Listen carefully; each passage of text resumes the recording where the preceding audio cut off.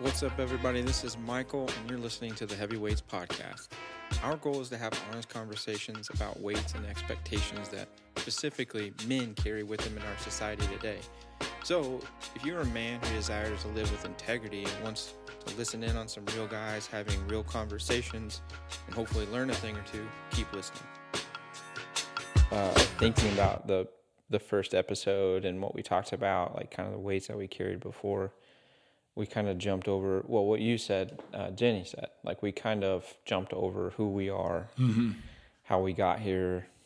I'm fine with, I would love to learn, like maybe this is the second or third date type conversation. Tell me about your life, man. Yeah. You know, like, how did you Just meet? giving a little bit of context to like our backgrounds. I think is good for people that are listening.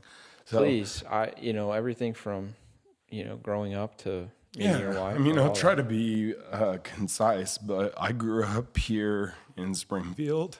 I was born in Charlotte, North Carolina, and then my mom and dad. So my mom was from, she was in a military family, as was my dad, and so they kind of landed. My mom's family landed in Kansas primarily. My dad's family landed in South Louisiana. And my dad graduated from LSU. My mom graduated from KU. And then while my dad was doing, I think like some clinical work or whatever for occupational therapy, they met. So when they first got married, they went to New Orleans and then Charlotte for their work. And that's where I was born. And then we ended up moving to Springfield to be closer to my mom's family. And so I went to Kickapoo, played basketball and football there, and always sang in church, grew up in a very musical family. This is what I wanted to hear about, so continue. The music thing. So like, I mean, it's interesting because music for me has always just been like this, like passion in my soul. And regardless of the level of talent or skill that God's given me, it's just a really big part of my DNA. And I'm really thankful for that. I feel like it's a gift that's just like in my heart that nobody can like take from me. But I grew up, part of that was just growing up singing in church. I mean, whether I wanted to or not, my mom was always signing me up. And even though sports was like, that was really something that I was grabbing and trying to chase after, both basketball and football, music just always kind of had a way of working its way to the forefront. So I ended up, after college or after high school, I had accepted a vocal performance scholarship to Missouri State, SMS at the time, Southwest Missouri State University. And it was back before the name change. I am dating myself, yeah. But so I went there and I absolutely just was like flunking out. Like when I say flunking out, like I had one class that I had an A, and that was like concert chorale. And then every other class I had an F. I was just like, I rushed a fraternity, and I realized really quick that music was like, I loved the performance aspect. Like God has always just called me to the stage, like, and the stage being a metaphorical stage. God has just always given me a platform to speak into people's lives in a sometimes very public manner. And sometimes I've run from that calling. Sometimes I've leaned into it. Sometimes I've had that like, want to, get to, have to. I've gone through all those iterations of that. But I also see how God prepared me from the music career that I had, ultimately, because I was flunking out of school. I dropped out of SMS, or that actually I didn't drop out. They told me to leave. They said, hey, you're not on probation. You are suspended, my friend. So I got suspended from SMS, and I went to OTC. And like in the first month that I was at OTC, I got this phone call. I came home one day I was living at with some roommates on campus still over at Missouri State. And my roommate was like, hey, you had this phone call, like a voicemail for some guy that's a tour manager. And he just wanted you to call him back. So I called this guy back. His name is Barth Fraker. And he had tour managed for an artist named Natalie Grant. And he knew her manager, who was connected with Atlantic Records. They were starting this boy band. It was the late 90s, early 2000 era of pop music. And so he's like, would you want to fly out to California to audition for this group? And I was like, I remember I got off the phone with this guy and I called all of my friends. I was like, is this a prank? You know, because like, I mean, there's this, you got to remember, this is before social media. So like I'm just having these thoughts of like, is this real? Like, is this for real? Is this legit? And how did they find me? How does this happen? So apparently this guy had seen me sing when I was at Kickboo and just kind of, wrote my name down and dropped it in the hat. And I was like, it was a Tuesday. I remember it was a Tuesday. And they were like, hey, you got to fly out to California and audition for the vice president of Atlantic Records on Thursday. And I didn't really have, that's kind of an interesting like little side quest there, is like, I didn't have time to overthink it. I just had to be decisive. And at a minimum, my decisive nature at that time was like, yeah, free trip to California. I'll go there. I've never been west of Denver. So anyway, long story short, I went out there, I signed with Atlantic Records. There was like a 3 or 4 year stint where we recorded 3 studio albums and had gold and platinum albums and a lot of success. We had our first single, Written on My Heart, was like, it broke the record at the time for like consecutive weeks at #1 for the gospel music charts. Like, really? Yeah. Like, I mean, okay. I'm sorry.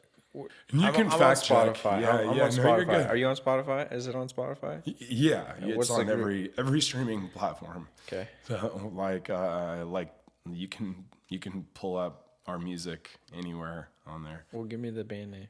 +1 that's right. PLUSONE. There it is. Yeah. So you'll see. Blue check. Yeah. Oh, there he is. Young and broody. I like it. Isn't that crazy? That's crazy. Yeah, it can be kind of a wormhole if you do Google it. I mean, I always joke that I'm like, man, I'm glad social media didn't exist when we were doing this, because we had a lot of success without it, and I can't imagine just how different my life would be. I'm thankful that there wasn't. Number one, because I know that like in God's plan, like that wasn't the ultimate calling, but it built upon what has been the ultimate calling in my life, which is obviously fitness in the gym and having that. But I don't know. The other thing is I'm glad social media didn't exist, because I was not very well behaved for being in a Christian boy band. So I was the quote unquote bad boy. I probably would have gotten kicked out. You would have been canceled. A lot quicker. Yeah, I've been canceled quick. Wow. Yeah. Oh man.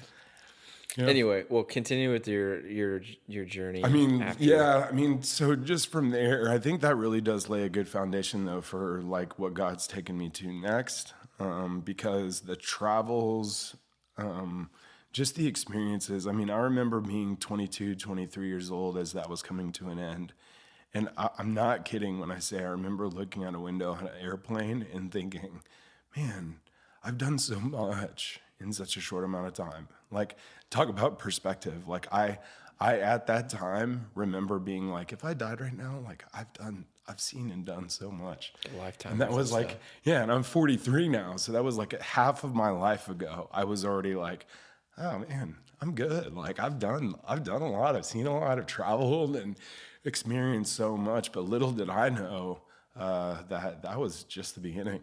And that has been another constant theme in my life, is this reminder of that, just this reminder that like God's not done. Like, as long as I'm still alive, like, we're just getting started.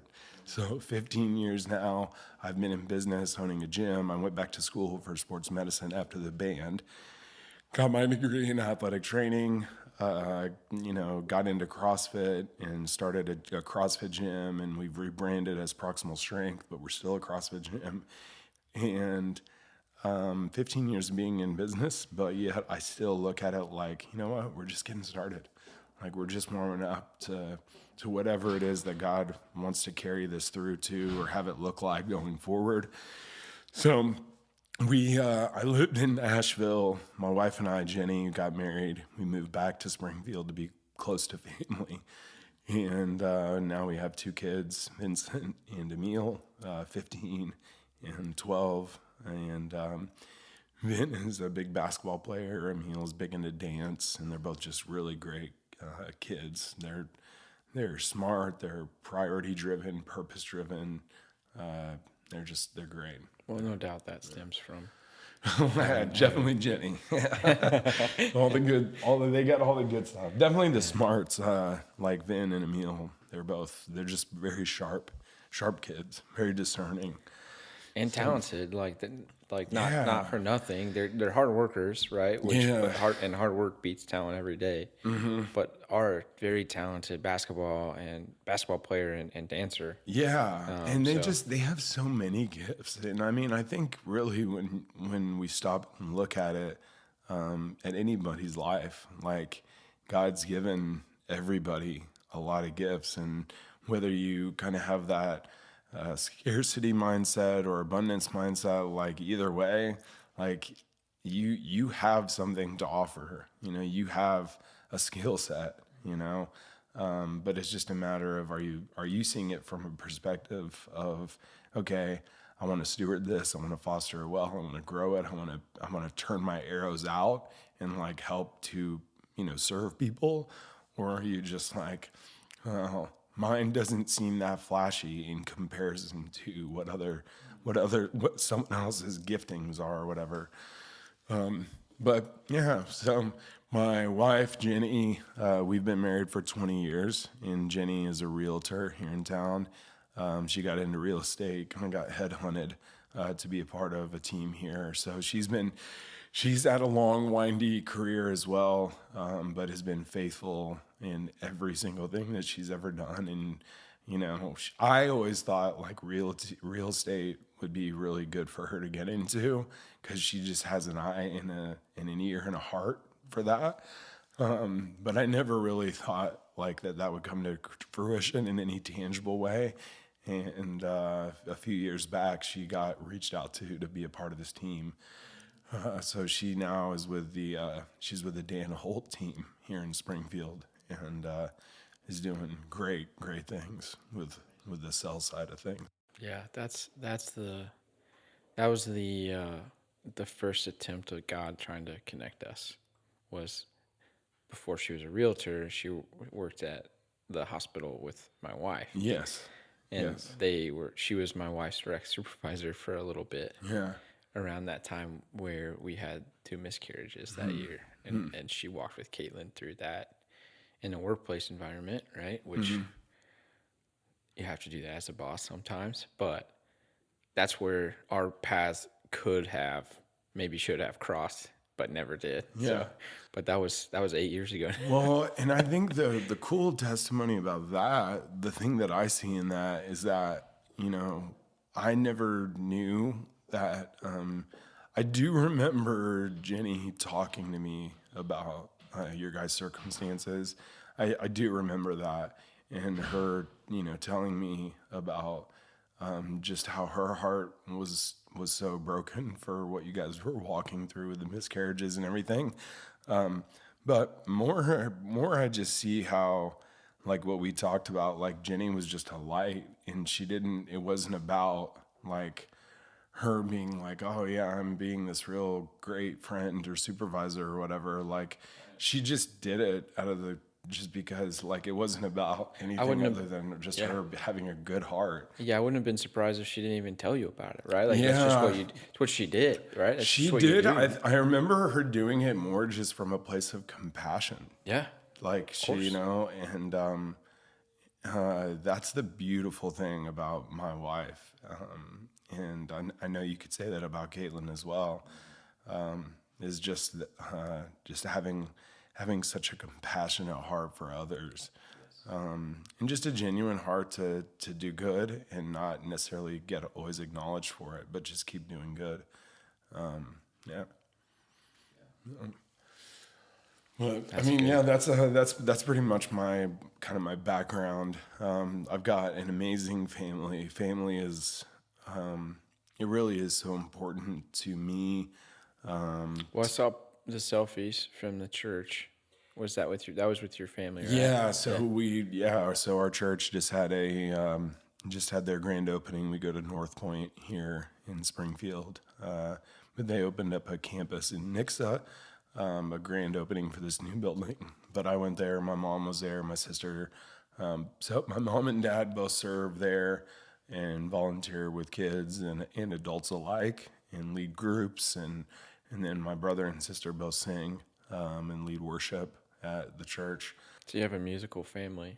We do, yeah. Yeah. We have there, and honestly, like that's what I was saying at the beginning. Like as far as like my background is, my gift. I wasn't a great steward of my gift as a vocalist, and I did my best to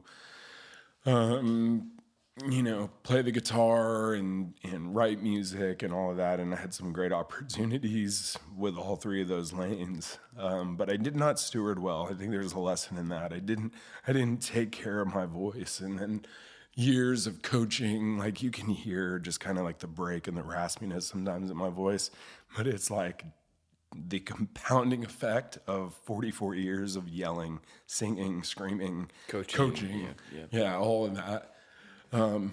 But but I wouldn't trade it. I wouldn't trade it for anything. It's like the lessons that I learned from the music industry, the lessons that I've learned from coaching and being in a position to facilitate fitness for others and serve others with that gift and skill set has been awesome. I absolutely love it. So It's good to know your story. I really appreciate your perspective. thanks, man. Yeah, thanks for asking. And then what about you? So what's your like? I've always been kind of curious as we've been getting to know each other, kind of your path from a business perspective. Like how did you get into? Because you have an accounting. Yeah. It's an accounting firm. Yeah. The original business I started that actually worked was Springfield Bookkeeping. Okay. That's what I own right now. Yeah. And so where did you go to school? That's a wild story. I mean, it's not wild. It's just nothing really wild. But it's just weird because I don't have an accounting background. I'm not a CPA. I kind of am self-taught. So I went to school. My first semester, I went to OTC. So, well, let me back up a little bit. Caitlin and I met when we were 15 years old at church camp in Warsaw, Missouri. Small little camp, Baptist. It's called Baptist Ridge Camp. Nice. So, our churches, though they were about an hour apart, were part of an association of churches in the area, and they would send all their kids to this associations that like owned a camp, like bunkhouses, traditional church camp. And so we met there. We're friendly, we were young, dumb teenagers. And so, I'd like break up with my girlfriend and she'd break, all Oh this, yeah, breaking hearts. it's just dumb, right? But that's where we ended up getting married there. That's where we started our life together. We got married when we were 21, not when we were 15, to clarify. Yeah. But I went to school, my first semester of college, I came to OTC actually. And then we started dating right after, like at the end of our senior year of high school. So we were dating and she had gone to Mizzou. So, that KU-MU rivalry at that time was pretty high. So we can still, I think it still is. we'll work that out eventually. Yeah. Once I'm a little stronger, we can like fight or something. the but anyway, so I followed her after our first semester of college. Like we were on the rocks. Like it was just rough, Yeah. being in two different college towns, and we were pretty committed to each other. But I was like, okay, I moved to Columbia. Was kind of like not sure still what I was doing with my college degree. I was still doing gen eds and kind of aimless, I would say. Outside of the fact that like I wanted to pursue Caitlin, and so I moved up there, started going to Columbia College, and I graduated from Columbia College with a misguided degree in criminal justice administration. And so I say that's misguided because I didn't know what I wanted to be when I grew up. But I was traumatized as a kid by the fathers in my life. And I thought I had to have a career that would demand respect. Like I remember thinking that, like if I'm going to choose a career path, I'm going to choose to do something that everybody has to respect me and like listen to my authority. Like internally, that was my That was kind driving. of like a driving force. Yeah. Yeah. And so I was like, well, I want to go to the highway patrol because who doesn't, kind of crap their pants a little when they get pulled It's an over by authority. Yeah, it's an authority figure. authoritative figure. Yeah. Yeah. And so that was my goal. I got on with the sheriff's department in Columbia, Greene County, and I was a corrections officer for almost 2 years. Wow. And as I finished up my degree, I got on board with them. That was kind of my foot in the door. My goal was to go on the road as a patrolman and then get some experience and then go to the highway patrol. So a deputy to a highway patrolman. Right? Yeah. And so that was like my career path that I had chosen. And then a couple years into being a corrections officer, I had a conversation with Caitlin and realized that I was becoming somebody that I never wanted to be. Like I was a jerk. I was a straight up class A prick. Like I was jaded after a year and a half of being on, working in a jail, 12-hour shifts, just always in a fight or arguing with somebody. Literally just, it had a couple incidents where it got into pretty serious things with inmates, and it's a harsh environment. And so I'd made the decision to kind of go back into what I was doing prior to that, which was kind of working in the automotive field. How old are you at this time? At this time, would have been 2011 or 12, so I was 23, 24. We had been married for a couple of years. And so through high school and college, I worked in automotive doing parts delivery and working at Napa Auto Parts. And so I went back to the body shop that I was working at the time. And so just kind of jumped around from career to career essentially for a couple of years, but never felt, looking at it now, like I was never living into a calling. I was just doing what I had to do to kind of pay the bills and things like that. And so fast forward, we moved to Springfield in 2014. She graduated from Mizzou PT school and got her dream job at Mercy doing pediatric PT and working for Jenny. Yeah. And I found a job almost immediately in Springfield, so we made a decision which is a cool story in and of itself. Actually, it was a cool story of Caitlin's heart, of her desire to be a submissive wife in a biblical sense. We were in a great church in Columbia. We loved it so much. The Crossing. And we loved our small group and the people that we were in community with. But it came time, the school was coming to an end, and like Springfield, Columbia can be a bit of a transitional place for college students. Yeah.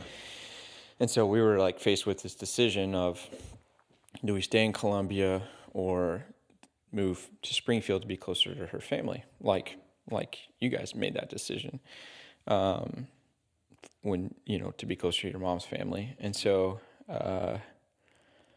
we went for a walk one day. We took the dog. She's a runner. She's a better athlete than I am, but she's got endurance that I don't have. She's run multiple half marathons and different stuff, and so. So she went for a run, and I took the dog for a walk the other way on a trail. And we decided before we took off, like, hey, when we come back, we need to make a decision. So I want you to pray about it, and I'm going to pray about it. And when we come back, we'll count down from 3 and say, move or stay. And so she took off running, and I took off walking, and we timed it right to come back. And we met about where, like, near the parking lot. And I just remember going, okay, 1, 2, 3. And I was thinking in my head, I was like, we're going to stay here. Like, I have a great job. It's paying the bills. Like, I'm actually making more money than I've ever made, and it's easy. And what came out of my mouth was move. And I was like, kind of shocked that I said move, but at the same time, she said yes, which was as shocking. It was like neither of us had control in that moment. I said move, and she had fully intended to just say yes to whatever I decided. Dude, as a leader of my family. Dude, that's incredible. Yeah. That's so incredible. So we were both kind of shocked looking at each other, because I was like, oh, you said yes. And she was like, you said move. Like, I didn't think you would want to move. And I'm like, I didn't think I wanted to move either. Yeah. And it was one of the best decisions we ever made. Yeah. So we moved. So we moved to Springfield. And like I said, kind of have been putting down roots. I want to pause you really quick, because I think there's something in there that people will hear and they'll go, like, they'll be like, I think, especially as our podcast is geared towards like men, and processing that, and we talk about like, wives submit and biblically, and I think that it'd be easy for some to look at that and just be like, it's like this classic Christian thing where the wives gotta like submit to the husband and all this stuff, but it's like, all I see and hear when you say that is that you guys were unified. You guys were unified. Like, well, that is the trump card. That's like literally that's the card that wins over everything else. Everybody's opinions is like, the result is that you guys are unified in a decision together.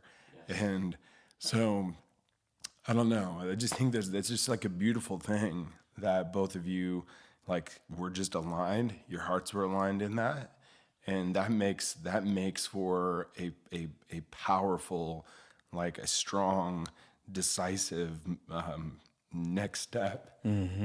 Absolutely. Yeah. It gave us. I could take you to the spot on that trail where that happened, and we walked away from there feeling as unified as we've ever been, on the same page.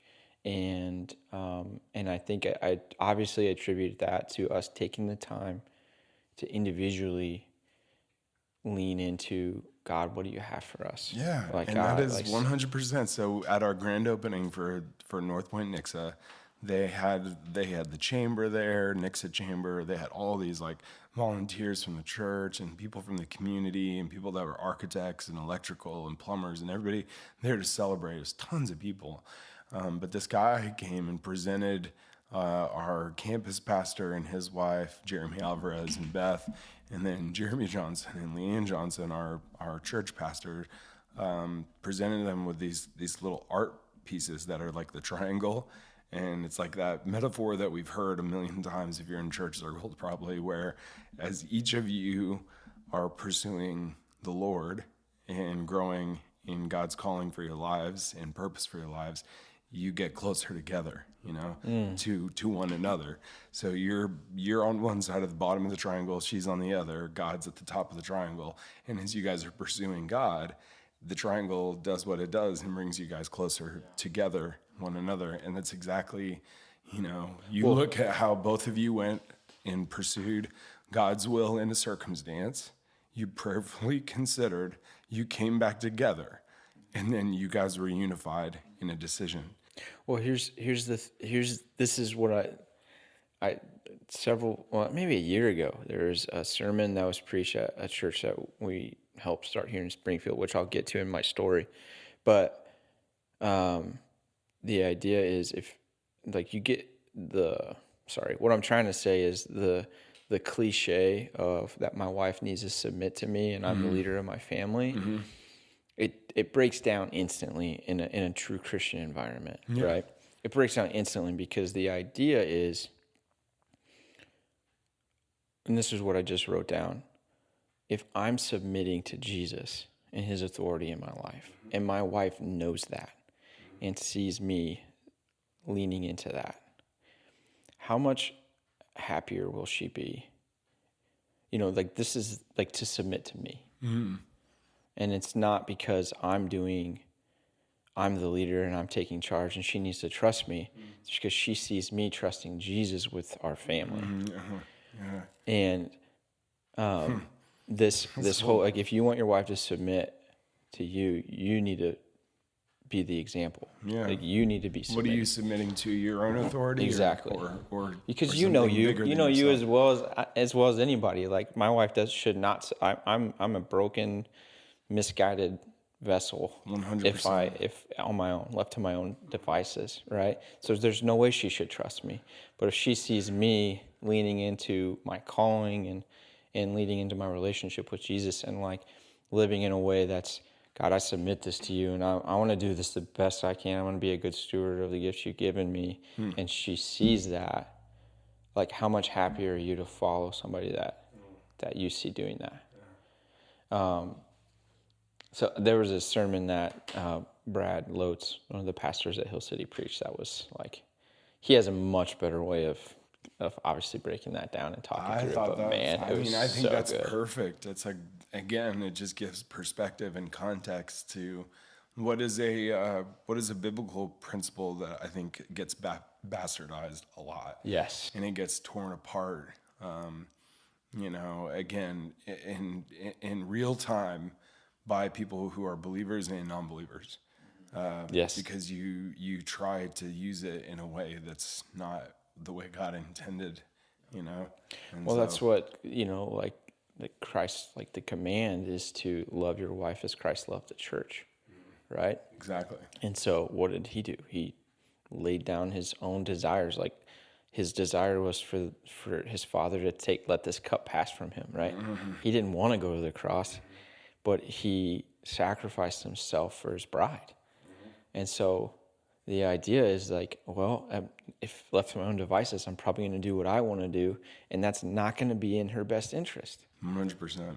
And so that's my soapbox moment on that. I love that. No, it's beautiful. It's so cool.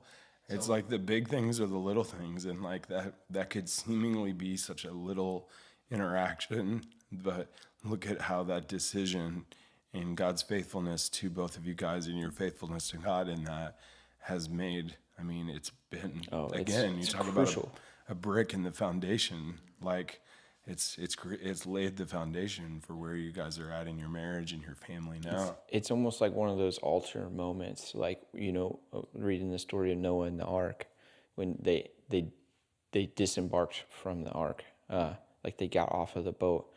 Noah built an altar immediately. Like, this is the place where God has delivered us. Like, I could go to that place. Yeah. And there's so many moments like that in our story of, like, I could go to that place, the gazebo at the church camp where we first talked to each other, like, and just build an altar there and just, like, praise the Lord for his faithfulness. That's fun. That's awesome. So we moved to Springfield, and like, I got a job working at a body shop. I moved to another company as a service manager in a small dealership here in town. And we planted, we were going to Second Baptist Church when they planted Hill City Church. And so we made the decision to go with the church plant and help and do whatever we can. And at the time I was just volunteering, but about a year into that, they asked me to come on staff, which at the time the church wasn't fiscally capable of paying my salary. So I had to raise support, which was kind of a tough ask at the time, because I had to go home, and this was like my dream job. Honestly, I'd been helping as much as I could with the church, and was like in my secret place, like, man, I would love to work for a church. Like, I think this is what I was supposed to do. So when they asked, I was like, oh, this is amazing. Like, I can't wait. And then they're like, well, but you have to go ask people for money to do it. And I'm like, oh God. Because I had to go home and tell my pregnant wife that that this kind of dream was a opportunity, but here's the catch. And it's another thing. I could tell you where she was sitting on the couch, and she was like, yeah, absolutely, you have to do it. Like, no hesitation, no nothing. She was like, yeah, okay. And she was pregnant with Quincy at the time, and we were fostering 2 little boys. So we had our 3rd kid on the way. I left my decent career, the place I had felt the most fulfilled. I left that, and for 6 months worked with no salary, or guaranteed salary, and I started raising money. And God provided that salary by the end of the 6 months, and I started working as the operations director. And I could talk about that forever, that fundraising process, and how I grew, and learning to abide and trust, and that was probably the number one word during that time period of like learning to trust and abide and be empowered by the Spirit, and like attached to the vine. And so did that, and as a result of like coming on staff, like one of my jobs was to handle the bulk of the financial procedures for the church. So I began learning more than I already kind of had picked up on in my previous jobs about bookkeeping and accounting, payroll, all that stuff. And a couple years later, Landry is born and then diagnosed with a really rare genetic disorder. And by that time, I was helping a couple small business owners in the church with their finances. Just on the side, I'd show up for a couple hours for $20 an hour and help them reconcile and get through their bookkeeping procedures. And so they were like my first clients. Some of them, they're still my clients today, which is cool. Wow. But when she was diagnosed, we decided it was time for Caitlin to stay home full time and be her primary caregiver, take care of our oldest. And we decided, we also realized that my church salary wasn't gonna cut it for a family of 4 with a genetic disorder, like a kid with a disability, and our house payment. And so it's like, well, I think if I can maybe ramp this up on the side, I can hustle for some money and build a business. So the business name Springfield Bookkeeping was miraculously available. And I was like, well, that's simple. I'll take that. And in the middle of the night on July 4th, 2019, I started my business. I asked those couple of clients if they knew anybody and started getting referrals. And then by the end of 2020, I had like the church leadership was so gracious, and they let me like work my full-time job down to part-time and then nothing as I built up my book of business. Yeah. And so by the end of 2020, I rolled completely off of staff. I kept them on as a client, which is amazing. And then I was able to hire somebody in the business just the end of 2020, in the beginning of 2021, with kind of COVID and all that stuff. People were looking to outsource more of their business needs, and it just took off. And we've just been going since then, which is just really crazy. So that's how I got into that. That's incredible, man. That's really incredible. Yeah. Yeah. It's like this long, windy, what I learned when I was traveling is that everybody has a story like this. You just, Really, anybody listening to this has a similar, like their own, like windy, twisty tale. Yeah. It's like, Like, Yeah. I mean, no, like I would never have known that you worked as a corrections officer in prisons and like Yeah, you dealing got with boy in band and corrections yeah, officer. yeah, like Yeah. nobody, I mean, it kind of works though, because like I was the bad boy in the boy band.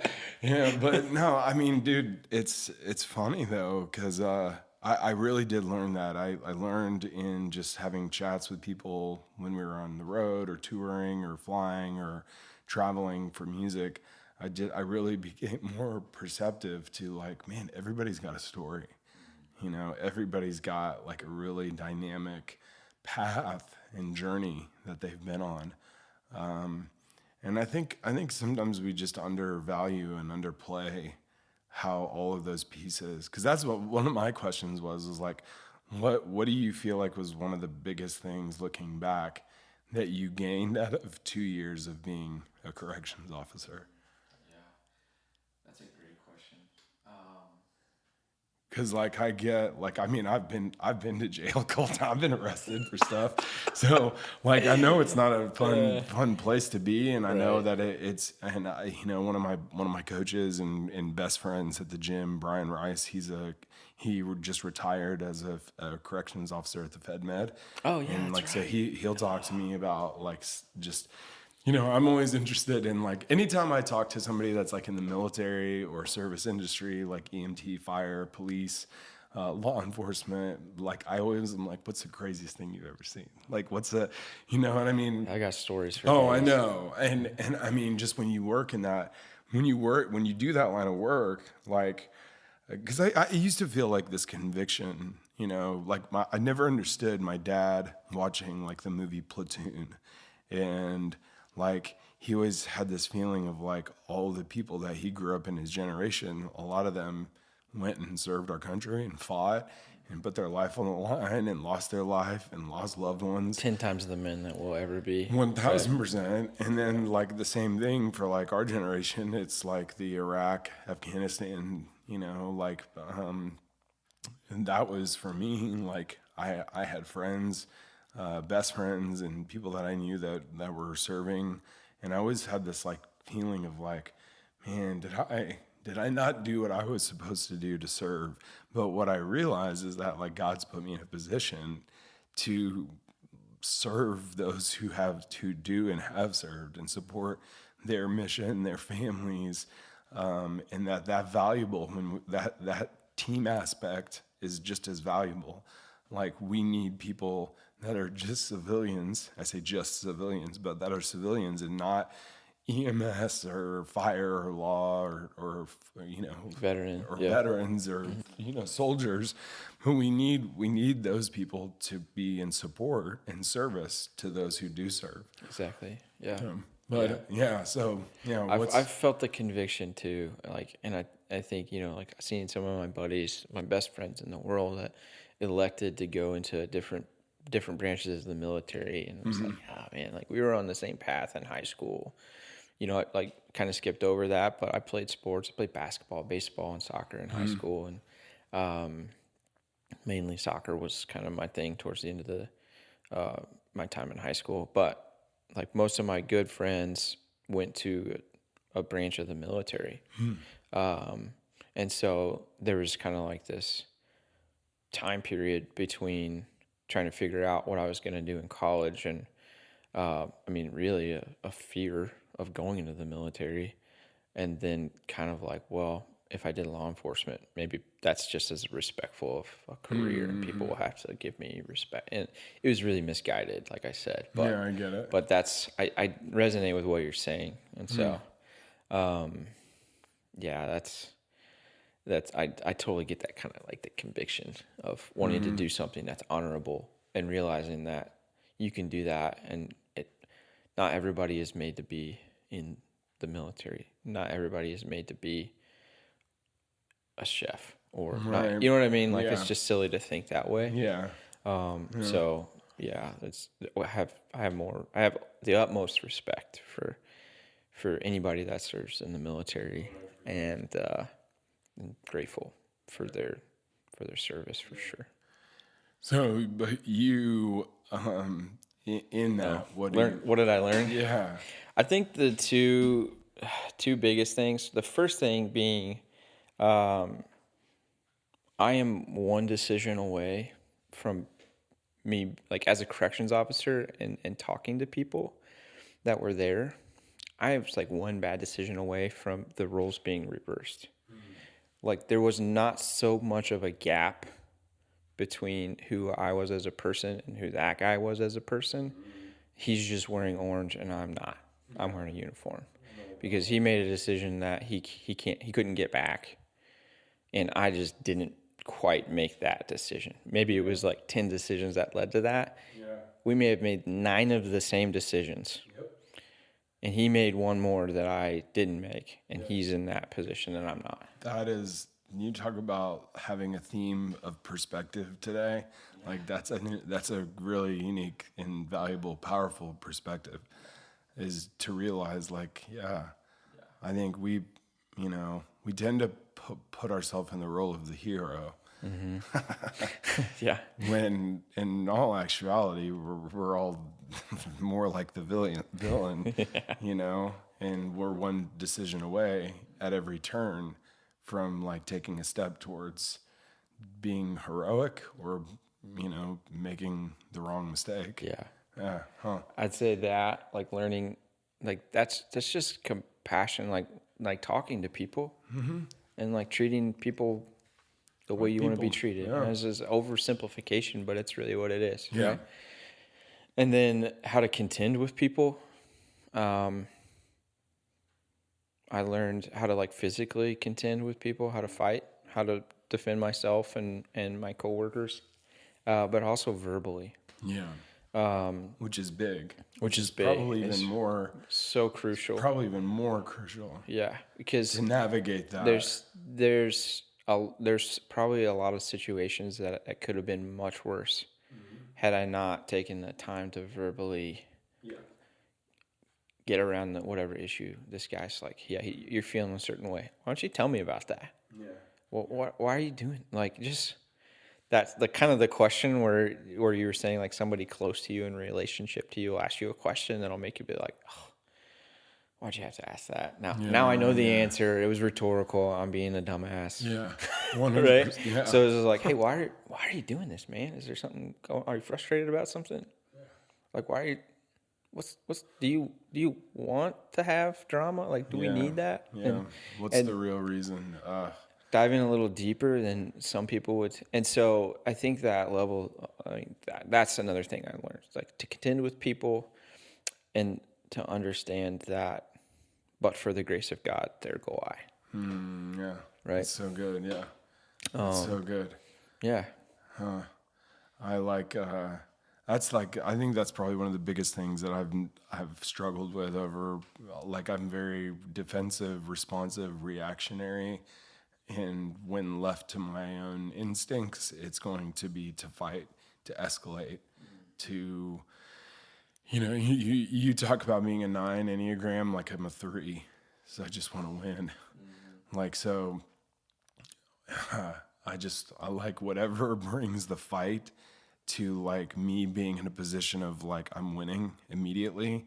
I have that instinct, but even when you talk about personality tests and all these different ones, there's the fruits and the toots, as like our pastor says. Like there's the benefits of being wired a certain way, and then there's the downside of being wired a certain way. And I'm just trying to continue to lean into like, okay, have the patience to not knee jerk and like quickly get defensive and responsive, but be willing to look at it and go, what's really going on? And ask that question of myself and someone else. That's cool. I think that's a valuable thing to. I think especially as fixers, as men tend to be like, here's a problem, let me solve it, and move on. Fix it. For us to be going through a situation or maybe a season of life or a season of like maybe like depression or anything like that, like to stop and be like, there's shame involved with, let's say it's a season of depression, there's shame involved with that for a man. Like, just pick yourself up, just go, right? Like you don't have time for that. but to take the time and go like, what's really going on here? Or not what do I need to do to fix this, but like, what's going on? Yeah. Dive a little deeper. Yeah. What can we do to, like, as men, like, what can we do to, like, push ourselves to dive a little deeper? Yeah. Well, I think along with what you're saying is like self-awareness is a muscle. Self-awareness is a muscle. Yeah. You have to train it. Like when we're in the gym, I'm always like, paying attention to how someone moves, and not just me observing how they move, but do they have awareness of how they're moving? That's crucial. You know what I mean? And Yeah. like, I think having more, being more perceptive of your own thoughts, feelings, emotions, and actions, and like trying to find a deeper why of like, okay, why am I depressed, instead of just like sitting in it and looking at all the real external superficial things that are making you anxious or angry or disturbed or depressed. And it's like, okay, what's the core of what's going on in my mind and in my heart and in my spirit and in my relationships that's leading me to this feeling or this outcome. And this is a light bulb moment. This is what we're trying to do here. This is the mission of that, is to provide a community of men that will help you do that. Yes. That can dive deeper, understand what's going on, help you process, give you tools. Like, there's nothing better for me recently. I've got a couple guys I know I can call. I can call Brady. I can call Clayton. And I know, like, hey, this is what's going on. Help me dive a little. I'm struggling. Yeah. Am I just thinking about this from the wrong perspective? I'm frustrated about this. And every time I get off the phone with them, it's like, oh, I have this new perspective, or I have this new tool, but it's a community aspect. Like, I have a person that I can call that's going to like help me push through. That's going to help me carry that load. Like, I know I can call them and unload about how pissed off I am that Landry is going through this and how angry it makes me. And I will be met with what a testimony Landry's life is going to be. Yeah. That in our life with her is like, in spite of the craziness, in spite of that, like, we praise the Lord, and her life is gonna bring people to Jesus. Her story, even though it's painful and hurtful, like I'll walk out of you need a community like that. Like, you have to have it. That is the calling on my life, to provide a community for guys like that, or help people build those communities. Yeah. I grew up with a dad that wasn't around much, a stepdad that was horrible to be around, just not a great person. And both of them, especially my stepdad, lacked any real community of men that would speak truth and love to him. Yes. And I've done a lot of work on that as far as forgiving him, and there's still more work to do. Yeah. But I can look back and see, man, if he had had a Clayton, if he had had a Brady, if he had had a Jeremy to like just talk through some of the stuff with, like, man, God would have,